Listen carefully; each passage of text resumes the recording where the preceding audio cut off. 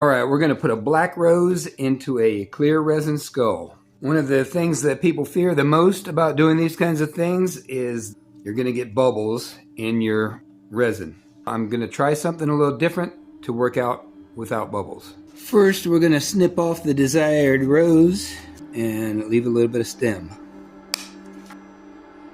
Then we're going to take one of these sphere molds and use the top of it with the hole.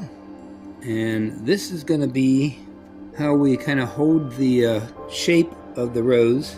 We're going to seal up the hole at the bottom with the stem. We're going to have the ability to pour some resin into it. Hopefully have control over the bubbles as we work with it. Okay, I've just formed up some white clay, and it's going to create a base for us to hold it onto. I'm going to poke a hole in the center of it. I'm going to use a bamboo skewer to poke the hole into the top. It's about the same diameter as the stem. And then I'm going to put this into here and poke this in here. Take the bottom portion of this sphere mold and I'm going to pour water in here, and I'm going to measure the amount of water that it holds, and that'll be how much resin that I make.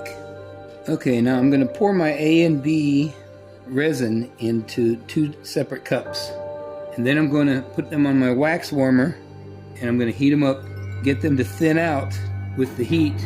They'll almost become as thin as water. Okay, we got our A here, our B. You can see the bubbles popping as they rise to the surface with the heat. It took about 8 minutes to get it to be this clear. Here we go with part B, warming it up. When you warm them up separately, you don't have to worry about them hardening in the process. I'm going to use a silicone stirring stick, and I'm going to do it gently, and I'm going to try not to create a bunch of bubbles physically. This stuff is just as thin as water, it seems like, after you heat it up. I'm going to hot glue the hole here with the stem sticking out. Okay, place this in here. Okay, I'm going to use the little pouring spout there. I'm going to pull away the petals a little bit, and then we're going to start pouring. We're going to do it gently. We don't want it to create a bunch of bubbles down below.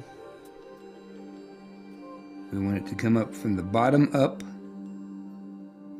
so that bubbles will rise with it if there are going to be any.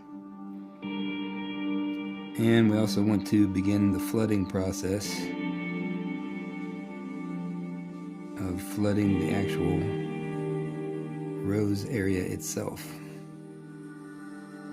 Okay, so we're flooding this rose from the bottom up. You can see that it's nicely poured and there are no bubbles.